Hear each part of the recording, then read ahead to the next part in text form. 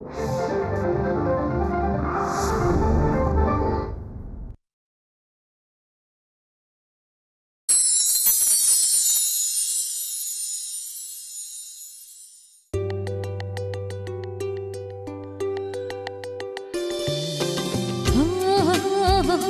la la la la la la la la la la la निराकार ह्या मातीला मूर्तिकार जेव्हा भेटे कळेना जगाला तेव्हा कोण कोणा घडविते चित्तने पंखाबळ झेप नव्या आभानाची गोष्ट उमलत्या मनाची गोष्ट उमलत्या मनाची। हे 90% फरमान आलंय ना,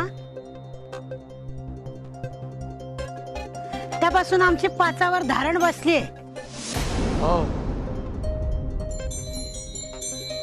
एक तर आमच्या नवऱ्याचा धंदा चालत नाही,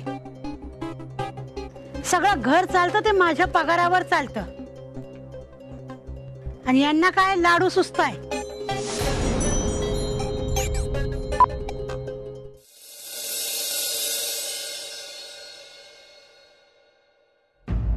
हाय, हे घ्या।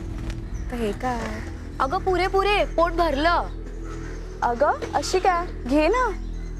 आमच्या आईला कोणी सांगितलं ना की पौष्टिक आहे आणि तब्येतीला चांगलं आहे, ती डोक्यावरती थापते। आणि जर मी सांगितलं की चमचमीत दे तर ती म्हणते की तब्येतीची काळजी घे, तुझा घसा बसेल। अगं आई आहे तुझी, काळजी असणारच ना। आणि इनामदारांची लाडाकुडाची मुलगी तू। काय गं, नवसाना बिवसाना झालीस की काय? तुला वाटते का त्यातली मी?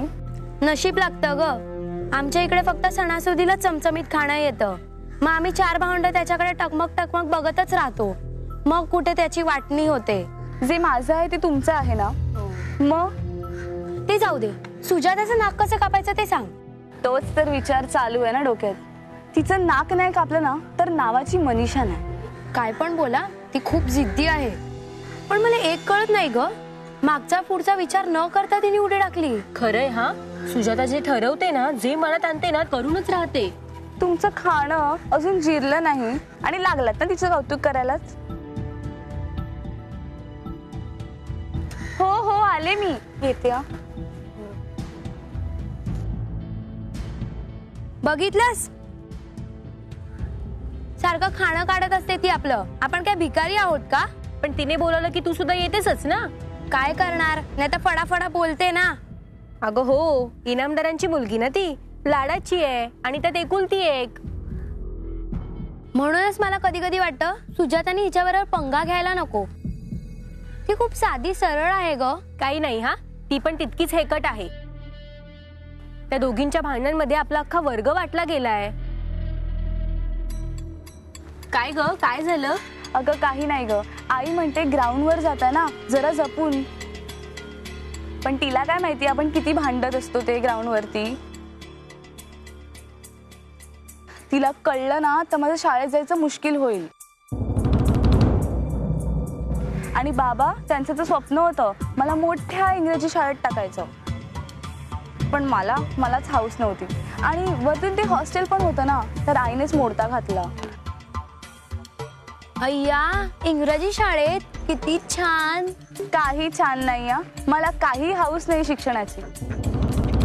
कधी संपतंय ना ते शिक्षण असं झालंय मला, खरंच। छान, इथे हिला सगळं मिळतंय, लाड होत आहेत, तुला हौस नाही।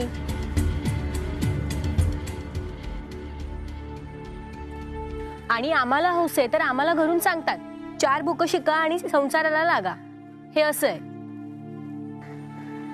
बरं चला आता निघूया का शाळेत, आपल्याला उशीर होतोय ना। हो हो चल, काय करणार, जावं तर लागणारच ना। अगं मनीषा, तू दूध नाही प्यायलीस?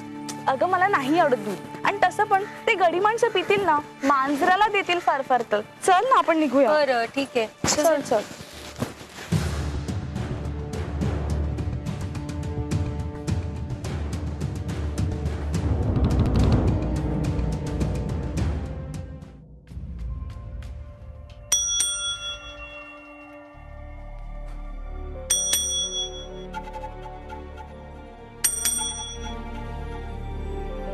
गणप्या, ए गणप्या, काय झालं बाई? मला बोलिवलं? अरे बहिरा आहेस की काय? 2 वेळा बेल वाजवली, कुठे कडमण लावतास? अहो बाई, 2 बेलांनी काय होणार? हाडाचा नट आहे मी. 3rd बेल शिवाय आपली एंट्रीच नाही. हा, ही शाळा आहे, नाटक शाळा नाही. लक्षात आहे ना? मस्करी केली. पण बाई मी काय म्हणतो, मी इथे यायला निघालोच होतो, पण रस्त्यात त्या मोगेबाई भेटल्या. त्या म्हणल्या यो पेपरचा गठ्ठा घे आणि आतमध्ये नेऊन ठेव, म्हणून इथे यायला उशीर झाला. बाई पण मी काय म्हणतो, मोगेबाई पाण्यानं भरलेली कळशी अशी गपकन उचलत्या. हा, आणि मग एवढसा पेपरचा गठ्ठा त्यांना का नाही उचलत हो? आगावपणा करू नको. हा, जा ही नोटीस घे आणि प्रत्येक वर्गात फिरव. आता इकडची नोटीस म्हणायची? काही नाही, तुला जरा अक्कल यावी ना म्हणून सत्यनारायणाची पूजा घालते. त्याच्यात प्रसादाचं निमंत्रण आहे. काय बाई मस्करी करताय? अहो ह्या जन्मी आपलं मडकं रिकाम ते रिकामच राहणार आहे. हा, मला एका मोठ्या ज्योतिषानं सांगितलेलं आहे, हा गणप्या, तुला काय सरस्वती या जन्मात प्रसन्न होणार नाही. तू आपली नटराजाची सेवा कर. अरे चाचणी परीक्षेची नोटीस आहे ही. हा, दर महिन्याला आता मी चाचणी परीक्षा घेतेय. हा, 90% निकाल कसा नाही लागत तेच बघते आता. हा, आणि रिझल्ट लागला नाही ना तर शाळा बंद होईल. बापरे. अण्णांनी दमच दिलाय तसा. हा, जा फिर प्रत्येक वर्गावर्गात. हा फिरव. तशी तुझ्या पायाला भिंगरीच आहे म्हणा. फिरवतो सगळ्या वर्गात नोटीस फिरवतो. हा, भिंगरी ग फिरते भिंगरी, ठुंपाकन भिंगरी ग फिरते भिंगरी.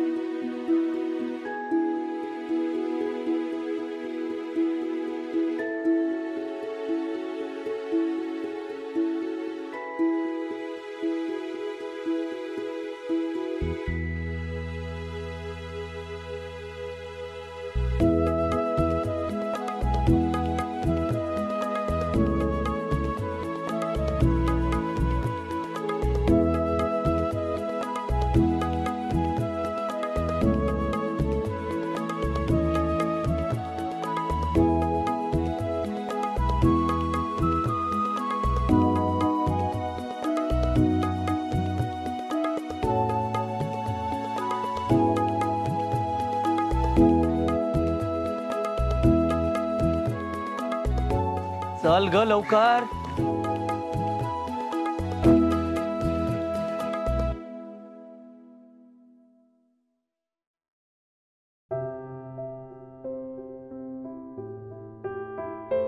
काय गणोबा, हो कुठे निघालात एवढं धावत पळत? मोघेबाई, आता काही काम सांगू नका, मी लई अर्जंट काम करायला चाललोय. हा, काय एवढं अर्जंट काम आहे? हो, आता दर महिन्याला चाचणी परीक्षा होणार.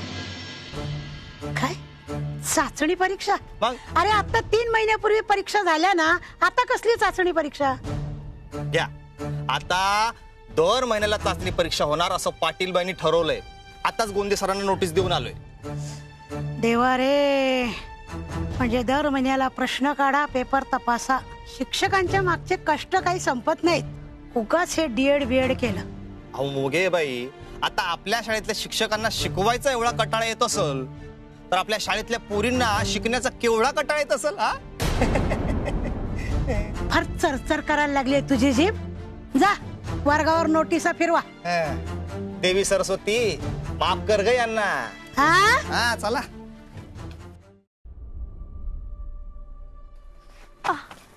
अगं नीट नीट. आईने बघ ना गं काय रेकॉर्ड लावले. मी बाबांना सगळं सांगून टाकणार आता. बास.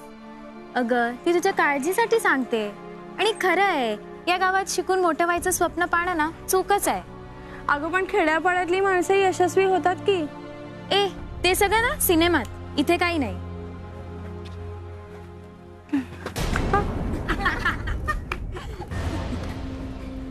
काय ग, कळलं ना तुला? उंच उडी मारली की काय होते ते? ते तर मला उंच उडी मारतानाच कळलं होतं. आणि हो, हे लक्षात ठेवा की माझी उडी तुझ्या उडीपेक्षा नक्कीच मोठी आहे.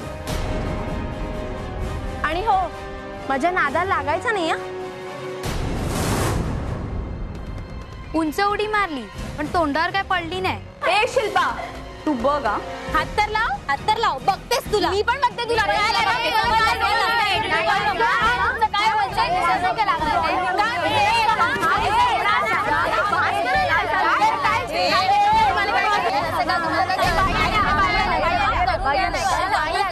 काय विचारते मी, काय चाललंय इथे? बाई हिने मला मारलं. बाई मला चमची म्हणाली. चला आपापल्या वर्गात जा. जा म्हणते ना. जा चला तुम्ही पण.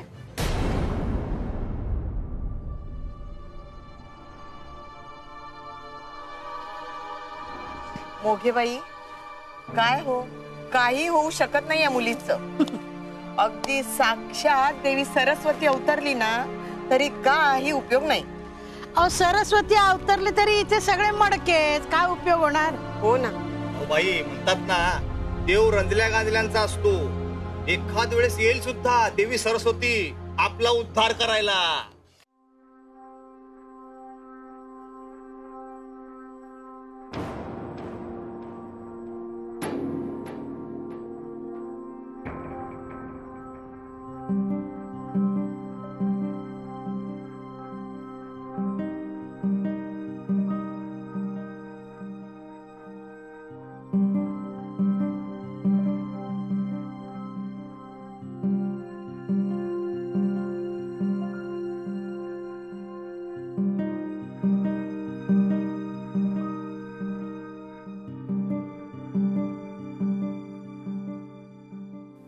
काय झालं अण्णा, तुम्ही काही बोलत नाही आहात?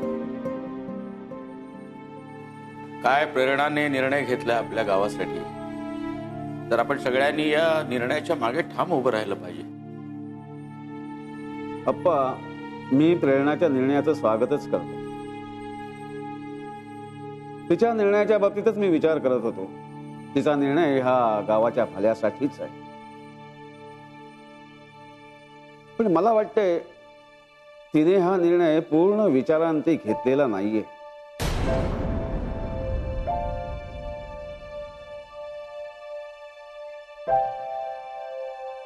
अहो, प्रेरणा मुंबईसारख्या मोठ्या शहरात मोठ्या शाळेत शिकवते.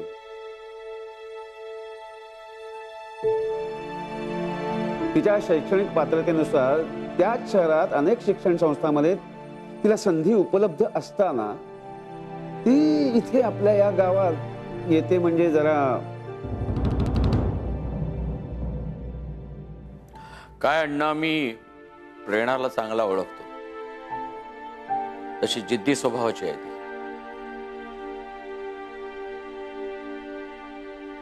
आणि तिच्या निर्णयावरती नेहमीच ठाम असते.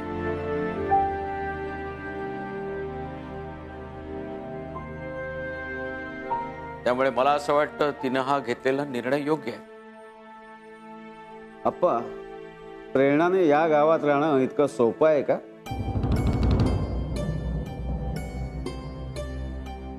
गोष्ट उमलत्या मनाची. नाहीये, सोपं नाहीये, खरंच कठीण आहे. पण अशक्य नाही, शक्य आहे अण्णासाहेब. कठीण एवढ्यासाठी आहे कारण शहराकडे माझी मुलगी आहे, माझा संसार आहे. ते सगळं सोडून इथे राहणं माझ्यासाठी सोपं नाहीये, पण शक्य आहे. कारण मी ज्ञानदानाचं व्रत घेतलंय अण्णासाहेब. मला असं वाटतं माझ्या या उच्च शिक्षणाचा जर गावातल्या मुलींना फायदा झाला तर तो मला करून द्यायचा आहे. आणि शहराकडे कसं ना, मुलांना सगळ्या सोयी मिळतात. शाळांमध्ये उत्तम मार्गदर्शन मिळतं, सगळी टेक्नॉलॉजी त्यांच्या हाताशी असते आणि जे वर्गात मिळत नाही ते त्यांना ट्युशन क्लासेसमध्ये दिलं जातं. पण गावाकडच्या मुलींनाही कुठलीच संधी मिळत नाही ना.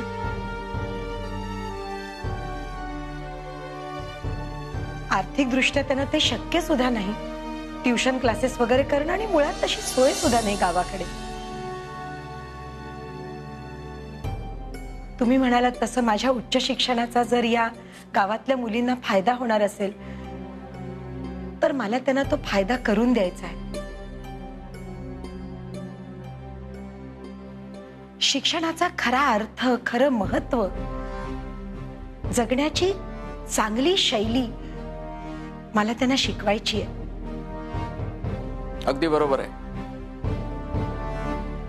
मला ही संधी मिळाली तर मी नक्कीच त्याचं सोनं करीन. परिश्रम आहे.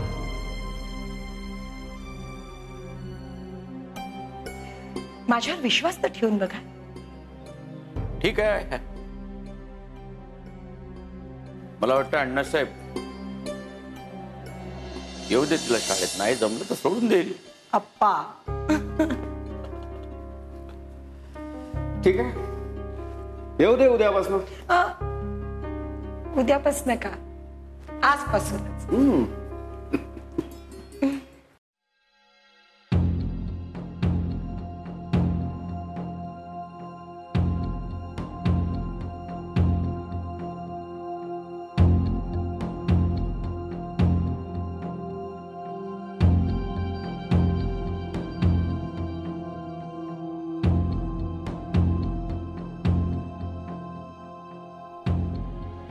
आई, झालंय का वाचन तुझं? नाही, थांब. अगं मग थांबव आणि माझ्याशी बोल. तुझी पोथी मध्ये थांबवलीस म्हणून काही पाप लागणार नाहीये तुला. हो, मला माहितीये, मी मध्येच पोथी थांबवली तर माझा देव पाप देणार नाही. पण त्याचबरोबर तू जरा 5 मिनिटं थांबलास, तुलाही काही पाप लागणार नाहीये. आणि तसंही मुळात ही पोथी मी देवासाठी वाचतच नाही, ती मी माझ्यासाठी वाचते. बस तू.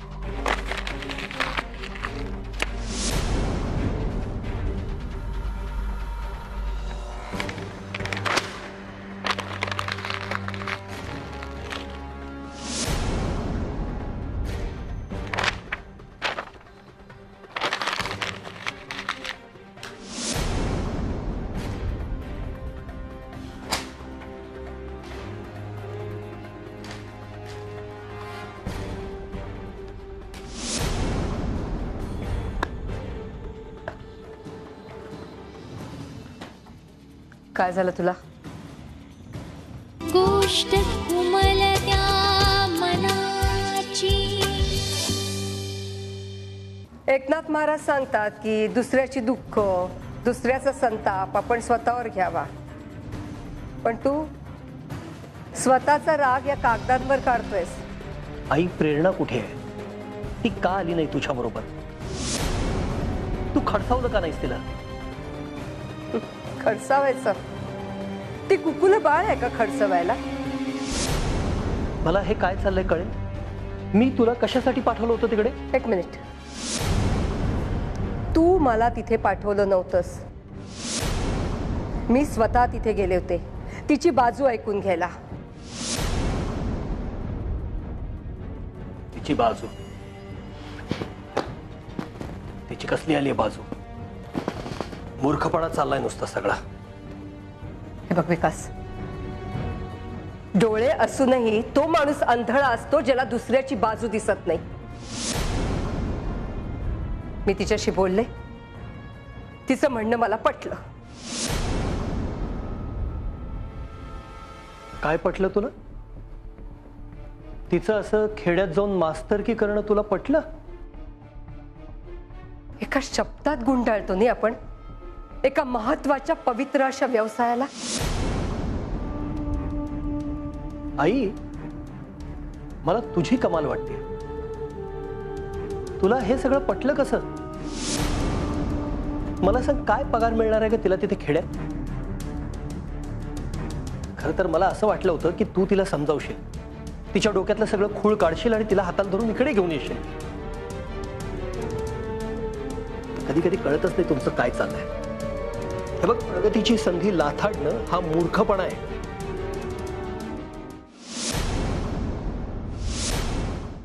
आजपासून आपल्या शाळेत एक नवीन शिक्षिका जॉईन होत आहे. बर. प्रेरणा विकास राजाध्यक्ष. प्रेरणा राज्याध्यक्ष? त्या शाळा पाहायला आल्या होत्या त्याच का, मुंबईच्या? हो, त्याच.